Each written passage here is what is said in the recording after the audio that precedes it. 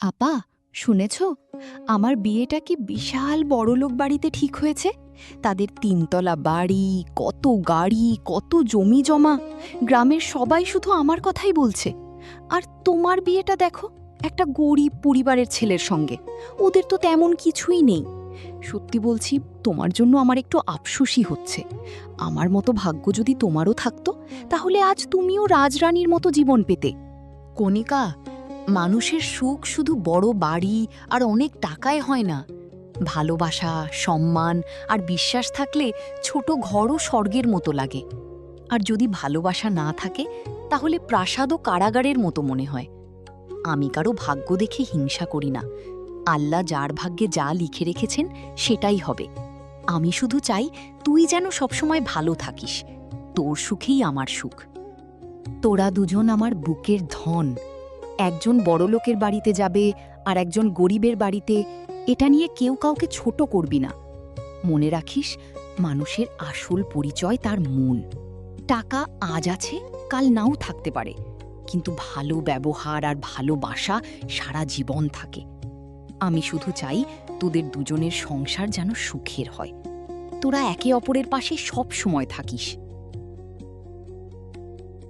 বিয়ের দিন যত এগিয়ে আসছিল, ততই কণিকার অহংকার বাড়ছিল।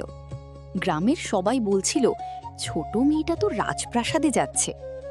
আর কানিজকে দেখে অনেকে মনে মনে দুঃখও করছিল। কিন্তু কানিজের মুখে কোনো অভিযোগ ছিল না। সে শুধু হাসি মুখে সবার দোয়া নিচ্ছিল। কেউ বুঝতে পারেনি, এই হাসির আড়ালেই শুরু হতে যাচ্ছে ভাগ্যের এক অবিশ্বাস্য অধ্যায়। কণিকা, আজ আমরা দুজন দুই বাড়িতে চলে যাব।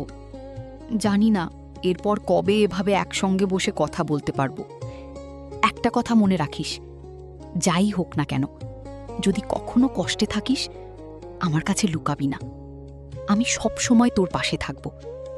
তুই আমার ছোট বোন, তোর চোখে এক ফোঁটা কান্নাও আমি দেখতে চাই না। আপা, তুমি আমার জন্য দোয়া করো।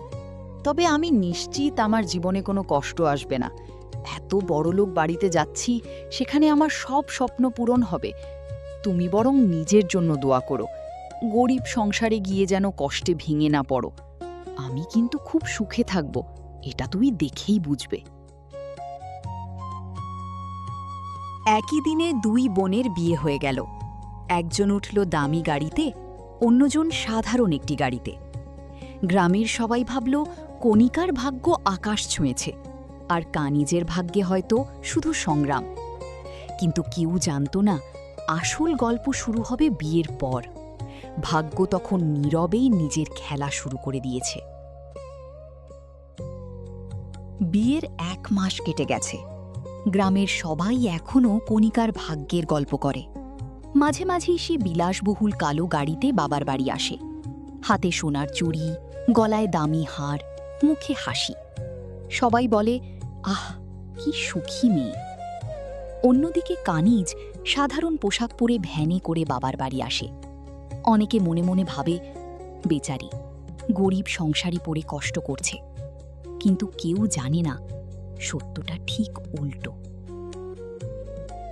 আপা, দেখো, আজ আবার আমাদের নতুন গাড়িতে এসেছি। শ্বশুরবাড়ির সবাই আমাকে কত ভালোবাসে জানো।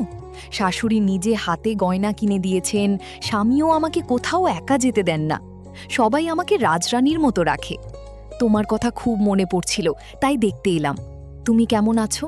গরিব সংসারে নিশ্চয়ই অনেক কষ্ট করতে হচ্ছে। আলহামদুলিল্লাহ, আমি খুব ভালো আছি।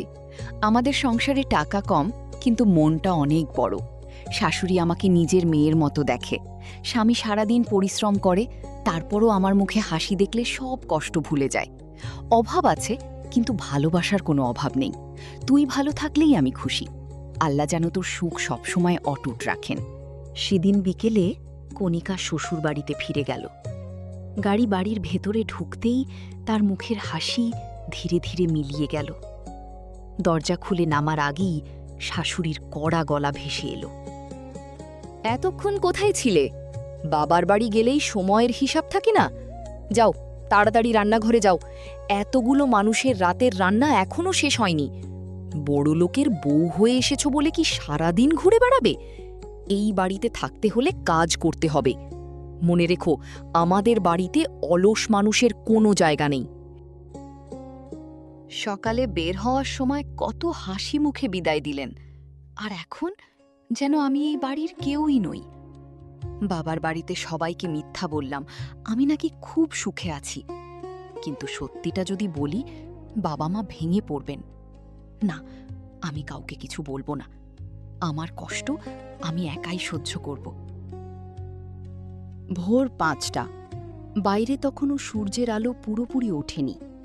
হঠাৎ কণিকার ঘরের দরজায় জোরে জোরে ধাক্কার শব্দ। কণিকা, এখনো ঘুমিয়ে আছো?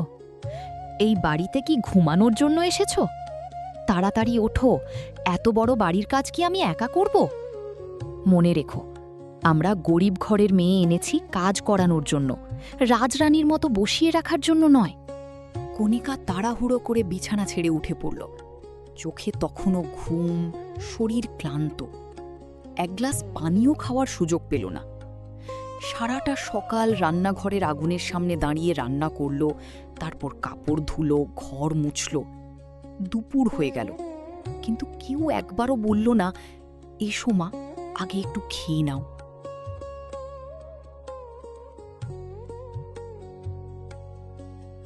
এই যে এত সময় লাগছে কেন? ভাত এখনো হয়নি? এত অলস হলে এই বাড়িতে টিকতে পারবে না। কাজ করতে শিখো, না হলে প্রতিদিন এভাবেই কথা শুনতে হবে।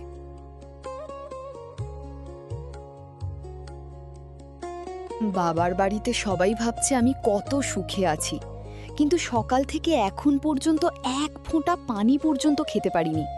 এই বড় বাড়ির ৪ দেয়ালের ভেতরে আমার কান্না কেউ দেখে না।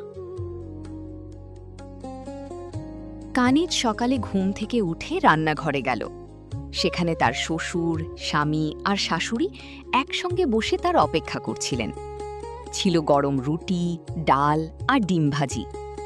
খাবার খুব সাধারণ, কিন্তু ভালোবাসা ছিল অগাধ। মা কানিজ, এত ভোরে কেন উঠেছ? সারাদিন তো কাজ করতেই হবে।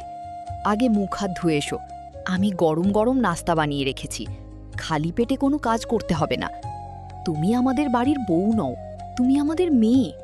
তোমার শরীর খারাপ হলে আমাদেরই কষ্ট হবে। এসো মা, আগে সবাই একসঙ্গে বসে নাস্তা করি। কানিজ মা, আমাদের বাড়িতে তোমার কোনো সমস্যা হলে আমাদেরকে বলো মা, না বললে তো আমরা বুঝবো না। এ বাড়িটা কিন্তু তোমার নিজের, কোনো কিছু বলতে দ্বিধাবোধ করবে না। আমাদের কাছে বলবে, তোমার শাশুড়ি, তোমার স্বামীর কাছে বলবে, আমার কাছে বলবে কোনো সমস্যা হলে। আলহামদুলিল্লাহ, আল্লাহ আমাকে এত সুন্দর একটা পরিবার দিয়েছেন। এখানে টাকা কম, কিন্তু ভালোবাসার কোনো অভাব নেই। আমি কখনো ভাবিনি শ্বশুর বাড়িতে এসে নিজের বাবার বাড়ির মতো এত আপন মানুষ পাবো। আমি কথা দিচ্ছি, যতদিন বেঁচে থাকব এই পরিবারের ভালোবাসার মর্যাদা রাখব। কয়েকদিন ধরে কানিজের মনটা খুব অস্থির ছিল। কণিকার হাসির আড়ালে যে গভীর কষ্ট লুকিয়ে আছে সেটা সে অনুভব করছিল। এক সকালে কানিজ তার স্বামীকে বলল, চলো না, একদিন মা বাবা আমরা সবাই মিলে কণিকার শ্বশুর বাড়িতে যাই। অনেক দিন হয়ে গেছে ওকে কাছ থেকে দেখি না। কেন জানি না আমার মন বলছে ও ভালো নেই। কানিজ, তার স্বামী, বাবা আর মা সবাই মিলে কণিকার শ্বশুরবাড়ির উদ্দেশ্যে রওনা দিলেন। বাড়ির গেট খোলা ছিল। তারা ভেতরে ঢুকতেই যে দৃশ্য দেখলেন তা দেখে সবাই স্তব্ধ হয়ে গেল। কণিকা মেঝেতে হাঁটু গেড়ে বসে ঠান্ডা পানি দিয়ে পুরো ফ্লোর মুছছে। তার গায়ের দামি শাড়ির বদলে ছিল পুরনো মলিন কাপড়। শরীর আগের মতো নেই, অনেক শুকিয়ে গেছে। 2 হাতে আগুনে পোড়ার দাগ, কবজিতে কালশিটে, মুখে ক্লান্তির ছাপ। মা নিজের চোখে বিশ্বাস করতে পারলেন না। কণিকা, মা, এই কি অবস্থা তোর? তোর শরীর এত শুকিয়ে গেছে কেন? এই পোড়ার দাগগুলো কিসের? এতদিন আমাদের কাছে মিথ্যা বলেছিস কেন? মা, আমি চাইনি তোমরা কষ্ট পাও, তাই সব লুকিয়ে রেখেছিলাম। আমি ভেবেছিলাম একদিন সব ঠিক হয়ে যাবে। এই কি আপনাদের বড়লোকি? মানুষের মেয়েকে বিয়ে করে এনে কাজের লোকের মতো খাটান, সারা দিন না খাইয়ে কাজ করান, ভুল হলেই অপমান করেন। টাকা আছে বলেই কি একজন মানুষের সম্মান কেড়ে নেওয়ার অধিকার পেয়ে গেছেন? আমি আমার মেয়েকে আপনাদের হাতে তুলে দিয়েছিলাম ভালোবাসা পাওয়ার জন্য, অত্যাচার সহ্য করার জন্য নয়। আজ থেকে আমার মেয়ে আর এই বাড়িতে থাকবে না। চল মা, তুই আমাদের সঙ্গে বাড়ি চল। কণিকার চোখ দিয়ে অঝরে পানি পড়তে লাগল। বহুদিন পর সে নিজের বাবার বুকে মাথা রেখে শিশুর মতো কাঁদল। সেদিনই কণিকা বাবার বাড়িতে ফিরে এলো। কণিকা চলে যাওয়ার পর বড়লোক বাড়িটা যেন নিস্তব্ধ হয়ে গেল। রান্নাঘর ফাঁকা, ঘরে কোনো হাসি নেই। তখনই কণিকার স্বামী নিজের ভুল বুঝতে পারল।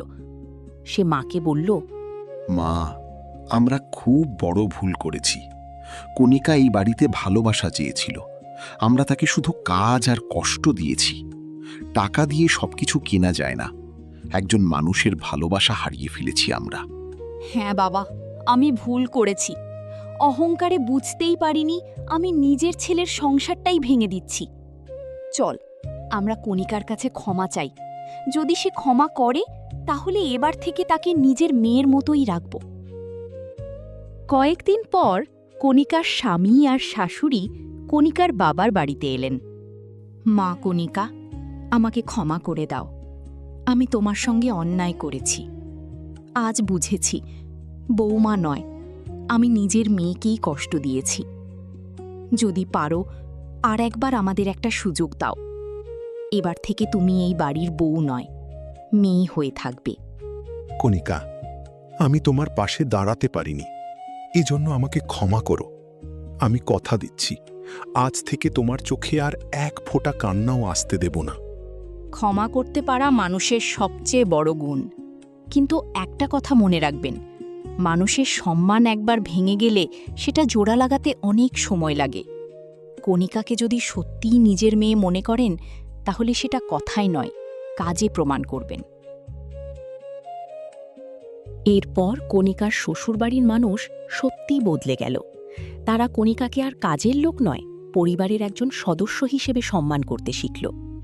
আর কানিজ, সে আগের মতোই নিজের ছোট্ট সংসারে ভালোবাসা আর শান্তি নিয়ে সুখে দিন কাটাতে লাগল। সেদিন গ্রামের মানুষ একটি শিক্ষা পেয়েছিল, বড়লোকের বাড়িতে বিয়ে হলেই সুখ নিশ্চিত হয় না, গরিব ঘরে বিয়ে হলেই জীবন কষ্টে ভরে যায় না। মানুষের আসল সম্পদ টাকা নয়, ভালোবাসা, সম্মান আর মানবতা। আর সত্যিকারের সুখ আল্লাহ যার ভাগ্যে লিখে দেন, সেই সুখী হয়।